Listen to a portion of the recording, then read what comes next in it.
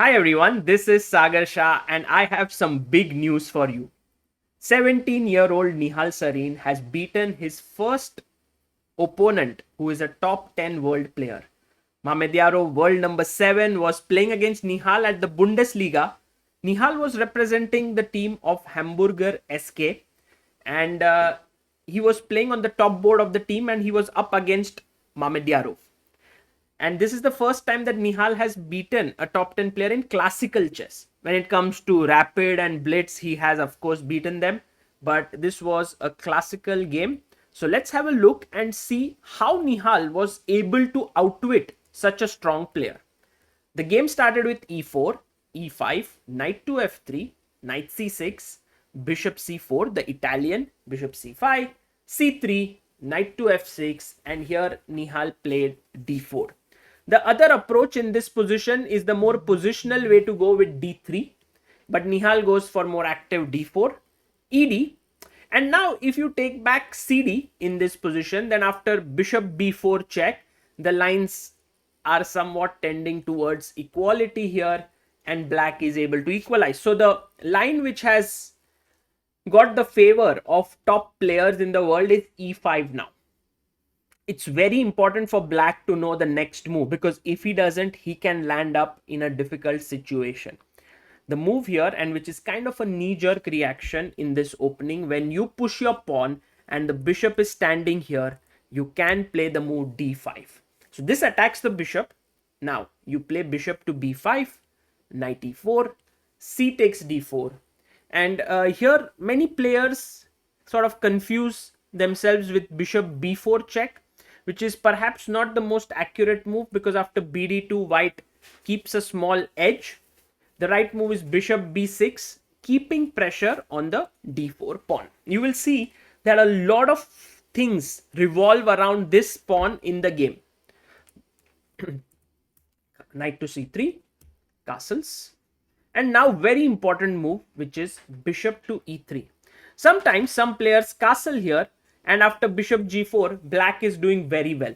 So it's important that you first develop your bishop, and then now that bishop g4 is played and you haven't castled, you can be a little more flexible. Like first you push it away with h3, bishop h5, and now queen c2.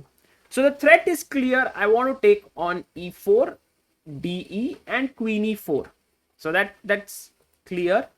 Black goes for the move bishop g6.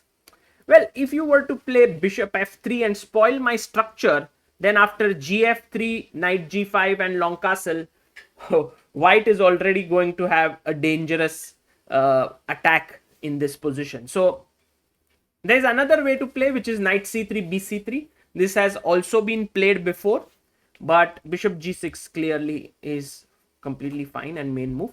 bd3 is not possible, very bad move, because of knight b4 forking the two pieces, so you can't go there.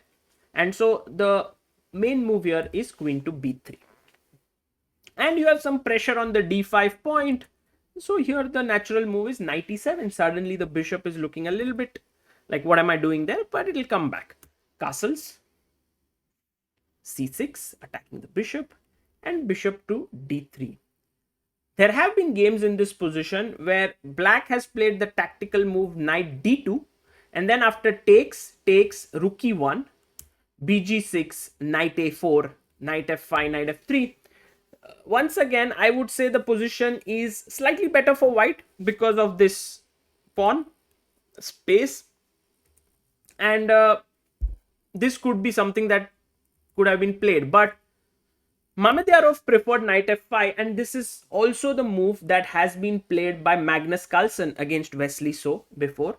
Now if you think that you're going to win a pawn with knight e4, de4, bishop e4, that is not true, because your d4 pawn is hanging, and after knight d4, bishop d4, bishop e4, it's black who is in the driver's seat.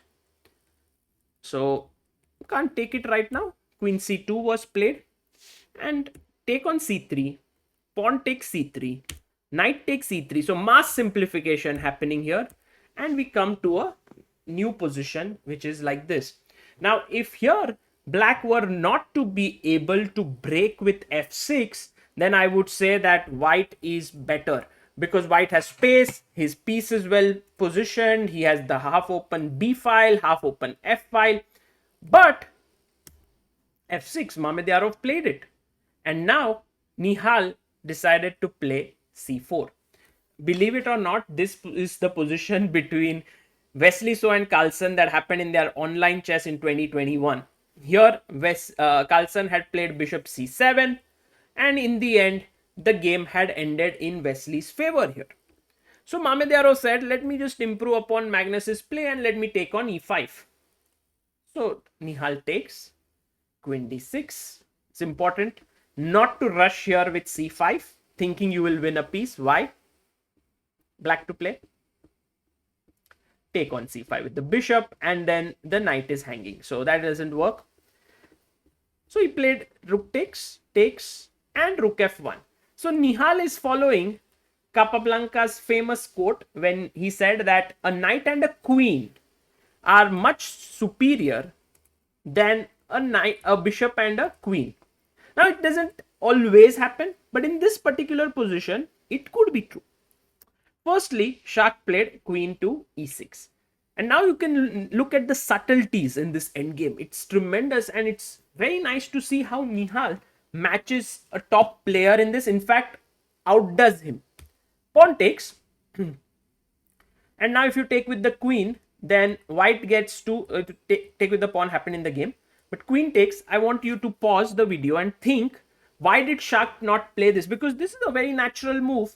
You don't even isolate your pawn here on d5, and you are now hitting the a2 pawn. But the move here is queen f5. Kudos if you found this move. It's a little move, but it's very uncomfortable, because now I'm threatening this check here, and let's say if you try to go and defend it here, then it's already checkmate. King f8, there is queen f7 mate, and you all know how this is going to end. Let's not do smothered mate, let's win the queen and checkmate. There's no smothered mate with the queen. CD happened, and now came the move queen b1 by Nihal. So Nihal wants to maybe come to b4 here, try to put some pressure, maybe think about coming to b5 in this position, or just, you know, his queen is well positioned, he might want to bring his king towards the center. a5 was played by Mamedyarov.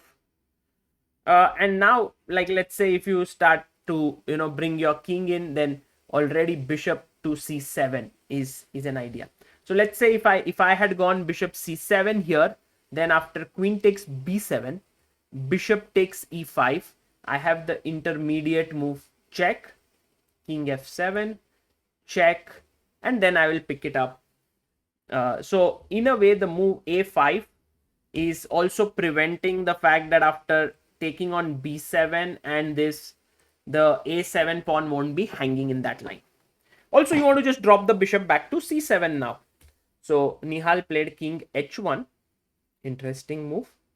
Bishop went back, and this is Nihal's way of thinking that he's going to play bishop c7. So what is going to hurt me the most, and how can I improve my position? And so he came to the conclusion that instead of trying to stop things with queen c2 here, instead he went king h1.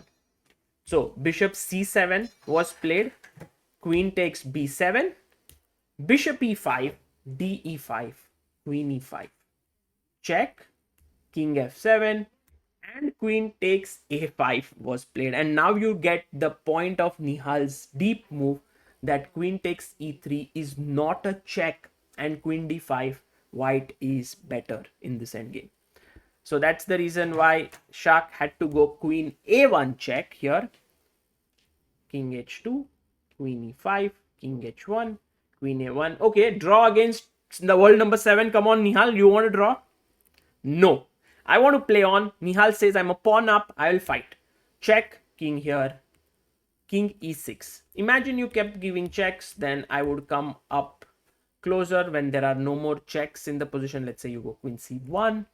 Here I go king e2, you go queen c2, and now I can bring my queen back. So somehow there is no perpetual. King e6 was played by Shah, queen a4. g6, queen e8 check, king d6, queen f8 here, queen f2 check, king h2. One of the things that you must remember in queen endgames is that you should not be afraid of checks. Let there be as many checks as possible, but if it's not perpetual, checks are okay. It's not checkmate.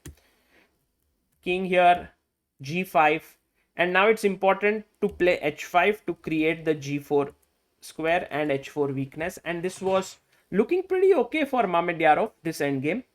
But now came king g3, here king h2, and queen went back. Maybe a more accurate move was queen c4. Let's say if you go in with a check, king d7, this is already a draw now because queen e2. Now I also have the h5 pawn to keep giving you checks, so that's the reason why this will be a draw. So queen e4 check, king d7, queen d4, Nihal centralizes the queen, queen f3, queen f4, queen e2, king g3, and now king c6. a4 was played, queen f2, and queen to b1. Queen e2 played, threatening, maybe going into the pawn endgame, who knows. So here moving the king away was the safest, because if you give a check, my king comes up and it is planning to enter via this and pick up these pawns. So king c7 would have been good, even king d6 would have been nice, but the move that was chosen by Mamedyarov was queen e4, and this gives Nihal a winning position. Can you figure out how? Well, this is how it works. You first give a check, king here, give another check. By the way, if you go king d6, it doesn't change much. I give you a check, and I think if you go king d7 here, then I'll play queen d4 anyway, like in the game. So check, check, and queen d4, and Nihal has centralized the queen. No checks in the position, pawn up, everything is good. It's over now. King f2, good move. Nihal is quite good at converting these things. He goes with his king here, and check, check, king up, queen f4. Well, they played around a bit, and here Shakhriyar Mamedyarov resigned because wherever he goes, the queens are traded. Let's say he goes queen b6, there is queen f6 check, the queens are traded, and if he goes here, then queen f4 check, again the queens are traded. And in the end, Shakhriyar Mamedyarov resigned, and Nihal Sarin managed to score his first win over such a world-class player in classical chess. A big congratulations to Nihal, and wishing him best for the further rounds. I think in the next round he did play Hari Krishna as well. He drew that game, so he's playing really solidly, gaining a lot of experience.